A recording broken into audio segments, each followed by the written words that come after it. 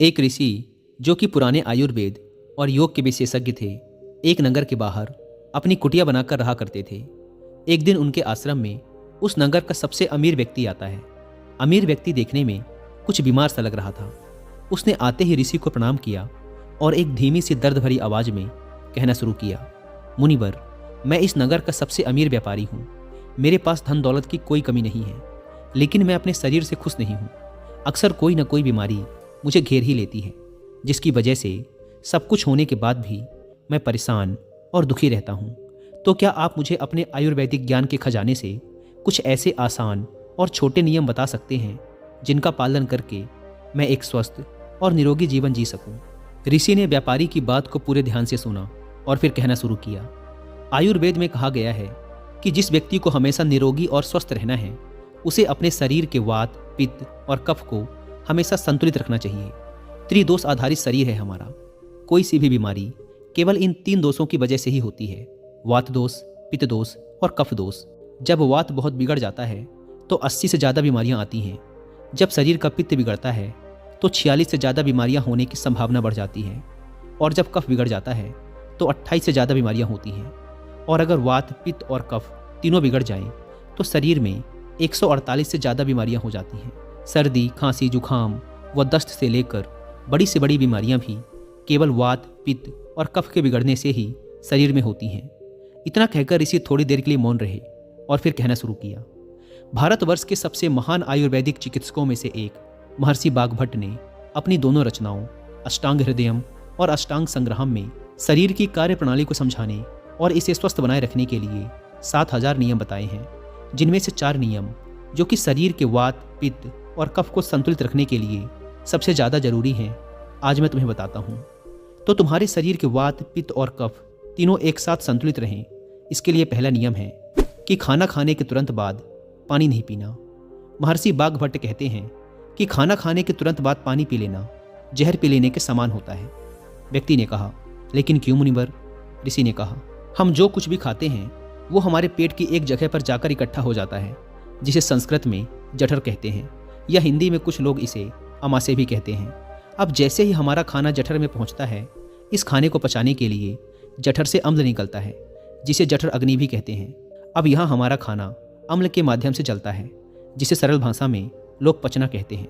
लेकिन अगर हम खाने के तुरंत बाद पानी पी लेते हैं तो यह हमारी जठर अग्नि को शांत कर देता है, यानी अम्ल पानी में घुलकर पतला हो जाता है, जिससे उसकी क्रियाशीलता कम हो जाती है, और फिर हमारा खाना ठीक से पचता नहीं, बल्कि पेट में पड़ा पड़ा सड़ता रहता है। और फिर यह सड़ रहा खाना पेट में 100 से अधिक जहर पैदा करता है, जो कि इंसान के शरीर में 80 से अधिक बीमारियां पैदा करते हैं। पेट में गैस बनना, जलन पड़ना और पेट फूलने जैसी समस्याएं उन्हीं को होती हैं जिनका खाना ठीक से पचता नहीं। और खाने के ठीक से ना पचने का सबसे बड़ा कारण है खाने के तुरंत बाद पानी पी लेना। व्यक्ति ने पूछा, लेकिन मुनिवर, खाने के कितनी देर बाद तक पानी नहीं पीना चाहिए? ऋषि ने कहा, कम से कम 1 घंटे तक, क्योंकि जठर अग्नि के जलने की यह प्रक्रिया खाने के 1 घंटे बाद तक चलती रहती है। व्यक्ति ने फिर पूछा, मुनिवर, क्या खाना खाने के पहले पानी पी सकते हैं? ऋषि ने कहा, हाँ, खाना खाने के पहले पानी पी सकते हैं, लेकिन खाने के तुरंत पहले नहीं, बल्कि खाने से आधे घंटे पहले। तुम जितना चाहो उतना पानी पी सकते हो। व्यक्ति ने फिर प्रश्न किया, मुनिवर, खाना खाने के बाद 1 घंटे तक पानी तो नहीं पीना, लेकिन क्या उसकी जगह कुछ और पिया जा सकता है? ऋषि ने कहा, हाँ, खाना खाने के बाद खट्टे फलों का जूस, दही की लस्सी, मट्ठा, दूध या नींबू की शिकंजी पी जा सकती है। और खाने के पश्चात ये खट्टे पदार्थ पीने से हमारे भोजन को अच्छे से पचने में सहायता भी मिलती है। लेकिन अगर तुम इनका और भी ज़्यादा फायदा लेना चाहते हो तो सुबह के नाश्ते के बाद खट्टे फलों का जूस, दोपहर के खाने के बाद दही की लस्सी या मट्ठा और रात के खाने के बाद दूध पीना और भी ज़्यादा फायदेमंद होता है। जो व्यक्ति इस पहले नियम का पालन करेगा उसे भोजन के सड़ने से पैदा होने वाली 80 बीमारियों का कभी सामना नहीं करना पड़ेगा। दोस्तों, अगर आप हर रोज़ कुछ समय के लिए योगासन और प्राणायाम करते हुए इस वीडियो में बताए जाने वाले चारों नियमों का पालन करते हैं, तब जाकर आपके शरीर को इन आयुर्वेदिक नियमों का पूरा लाभ मिलता है। योगासन और प्राणायाम के बारे में विस्तार से जानने के लिए आप कुकुरम पर हिंदी में एक ऑडियो बुक भी सुन सकते हैं, जिसका नाम है योगासना एंड साधना। इस ऑडियो बुक में आपको योगासनों से संबंधित लगभग सारी जानकारी मिल जाएगी, जैसे कि योगासन क्या है, हमारी शारीरिक संरचना और योगासनों का संबंध, यौगिक सत्कर्म क्या है, अष्टांग योग क्या है, इसके बाद सारी योगासनों को करने की विधि बताई गई है। फिर प्राणायाम और ध्यान के बारे में भी विस्तार से बात की गई है। ऑडियो बुक के लास्ट में आपको हमारे शारीरिक रोगों के कारण और योग व प्राणायाम के माध्यम से उन रोगों का उपचार कैसे किया जा सकता है, इसके बारे में भी डिटेल से समझाया गया है। और अब आप कुकू एफएम पर इन ऑडियो बुक्स को सुनते हुए इनके नोट्स भी बना सकते हैं। यहाँ ऐड नोट्स के ऑप्शन पर क्लिक करके आप हर एक चैप्टर की इंपॉर्टेंट बातों को लिखकर उन्हें सेव कर सकते हैं, जिससे आपको दोबारा ऑडियो बुक सुनने की जरूरत नहीं पड़ती और आप जब चाहें उस किताब के सबसे इंपॉर्टेंट लेसन को रिकॉल कर सकते हैं। कुकू एफएम का ये स्पेशल फीचर मेरी बहुत हेल्प करता है बुक्स की सबसे इंपॉर्टेंट बातों को याद रखने में। और अभी फर्स्ट मंथ ऑफर भी चल रहा है। अगर आप WA50 कूपन कोड का यूज़ करके कुकू एफएम का प्रीमियम सब्सक्रिप्शन लेते हैं तो आपको इसके फर्स्ट मंथ के सब्सक्रिप्शन पर मिलेगा सीधा 50% का डिस्काउंट। यानी इसके एक महीने का सब्सक्रिप्शन आपको पड़ेगा 99 रुपीज़ की बजाय सिर्फ 49 रुपीज़ का। लेकिन याद रहे, यह ऑफर सिर्फ फर्स्ट मंथ के लिए ही वैलिड है। ऐप को डाउनलोड करने की link description and first comment पर मिल जाएगी। ऋषि ने आगे कहा, वात, पित्त और कफ तीनों को एक साथ संतुलित रखने के लिए महर्षि बाघभट्ट द्वारा बताया गया दूसरा नियम है कि जब भी पानी पियो हमेशा घूंट घूंट भरकर पियो। व्यक्ति ने फिर प्रश्न किया, लेकिन ऐसा क्यों मुनिवर? ऋषि ने कहा, हमारे मुंह के अंदर जो लार होती है वो क्षारी होती है और हमारे पेट में अम्ल बनता है। जब हम घूंट घूंट भरकर पानी पीते हैं तो हर बार थोड़ी थोड़ी लार पानी में घुलकर हमारे पेट में जाती है और यह क्षारी लार पेट में उपस्थित अम्ल को निष्क्रिय कर देती है, जिससे हमारे पेट की अम्लता कम हो जाती है।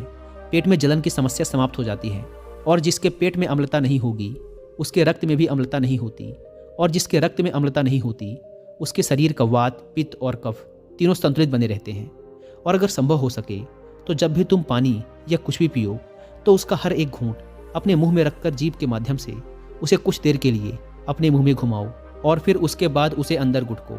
इससे तुम्हारे शरीर को और भी ज़्यादा फायदा मिलेगा और तुम्हें कभी भी अम्लता या पेट में जलन की शिकायत नहीं होगी। अगर हम और थोड़ा गहराई में जाएं तो हमें ये अनुभव होगा कि प्रकृति भी हमें घूंट घूंट भरकर आराम से पानी पीने के संकेत देती है। तुम किसी भी पक्षी को देखो, वह भी अपनी चोंच से एक एक बूंद भरकर ही पानी पीता है। कुत्ता, बंदर, शेर, ये सभी जानवर भी अपनी जीभ से चाट चाट कर ही पानी पीते हैं। कोई भी एक साथ पानी को घट घट करके नहीं पीता। केवल कुछ बड़े जानवर जैसे गाय, बैल, हाथी ही पानी को एक साथ एक सांस में पीते हैं, क्योंकि इनके शरीर को बड़ी मात्रा में पानी की जरूरत पड़ती है और चाट कर या घूंट घूंट भरकर पानी पीने से इनके शरीर की पानी की पूर्ति नहीं की जा सकती। लेकिन इंसान धीरे धीरे पानी पीकर भी अपनी प्यास बुझा सकता है। इसीलिए अपने पानी पीने का तरीका बदल दो और घूंट घूंट भरकर पानी पियो। ऋषि ने आगे कहा, तीसरा नियम, चाहे कितनी भी प्यास लगी हो लेकिन कभी भी ज़्यादा ठंडा पानी मत पियो। व्यक्ति ने कहा, अब इसका भी कारण बता दें मुनिवर। ऋषि ने कहा, हमारा शरीर अंदर से गर्म होता है और जब हम बहुत ठंडा पानी पी लेते हैं तो उस ठंडे पानी के तापमान को हमारे शरीर के तापमान के बराबर लाने के लिए हमारा शरीर अपनी बहुत सी ऊर्जा खर्च कर देता है, जिससे हमें सुस्ती और थकान महसूस होती है। साथ ही ज़्यादा ठंडा पानी पीने से शरीर के अंदर अचानक तापमान में बदलाव आ जाता है, जो हमारे शरीर के पित्त और कफ के संतुलन को बिगाड़ देता है और हमें सर्दी, खांसी, जुखाम और बुखार जैसी समस्याओं का सामना करना पड़ सकता है। अगर किसी कमज़ोर और बीमार व्यक्ति ने ज़्यादा ठंडे या बर्फीले पानी का सेवन कर लिया तो यह उसकी मृत्यु का कारण भी बन सकता है, क्योंकि यह बर्फीला पानी उसके पेट को पूरी तरह से ठंडा कर देता है। पेट ठंडा होते ही हृदय ठंडा हो जाता है, हृदय ठंडा होते ही मस्तिष्क ठंडा हो जाता है और मस्तिष्क के ठंडा होते ही इंसान का पूरा शरीर ठंडा पड़ जाता है और शरीर ठंडा पड़ते ही इंसान की मृत्यु हो जाती है। इसीलिए महर्षि बाघभट्ट ने ज़्यादा ठंडे पानी के सेवन को गलत बताया है। ऋषि ने आगे कहा, वात, पित्त और कफ को संतुलित रखने के लिए चौथा और आखिरी नियम है कि सुबह उठते ही सबसे पहले पानी पियो। यानी जैसे ही तुम्हारी आंखें खुले, उठते ही जितना हो सके उतना पानी पी लो। सुबह उठते ही पानी पीने के शरीर के लिए दो बड़े फायदे हैं। पहला, जब हम सुबह पेट भरकर पानी पीते हैं तो इससे हमारी बड़ी आंत की सफाई होती है और बड़ी आंत पर जोर भी पड़ता है, जिससे जब हम मल त्याग के लिए जाते हैं तो हमारा पेट एक बार में साफ हो जाता है। और जिस व्यक्ति का पेट एक बार में साफ हो जाता है उसे कोई बीमारी हो ही नहीं सकती, क्योंकि ऐसे व्यक्ति को कब्ज की समस्या नहीं होती। और ये बात हर कोई जानता है कि कब्ज सभी बीमारियों की जड़ है।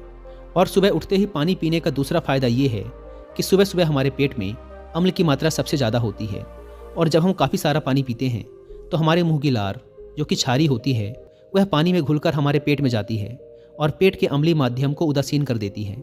इसीलिए सुबह सुबह उठकर पानी पीना बेहद ज़रूरी है। तो ये थे महर्षि बाघभट्ट द्वारा बताए गए वो 4 नियम, जो सुनने में तो बहुत साधारण लगते हैं, लेकिन अगर तुम लगातार इन चारों नियमों का पालन करते हो तो तुम्हें कभी भी कोई बीमारी या रोग छू भी नहीं सकते। ऋषि के मुंह से इन चारों नियमों को सुनकर उस अमीर व्यापारी को आभास हुआ जैसे उसे उसकी समस्याओं का समाधान मिल गया हो। उसने चैन की सांस ली। उसने ऋषि के सामने ही उन चारों नियमों का पालन करने का प्रण लिया और उनका धन्यवाद कर खुशी खुशी वहाँ से चला गया। दोस्तों, उम्मीद है कि आपको इस वीडियो से बहुत कुछ सीखने को मिला होगा और योगासनों और प्राणायाम के बारे में विस्तार से जानने के लिए आपको कुएफएम पर हिंदी में योगासना एंड साधना बुक की ऑडियो बुक सुनना ना भूलें। और फर्स्ट मंथ के सब्सक्रिप्शन पर 50% डिस्काउंट के लिए आप WI50 कूपन कोड का इस्तेमाल भी कर सकते हैं। धन्यवाद।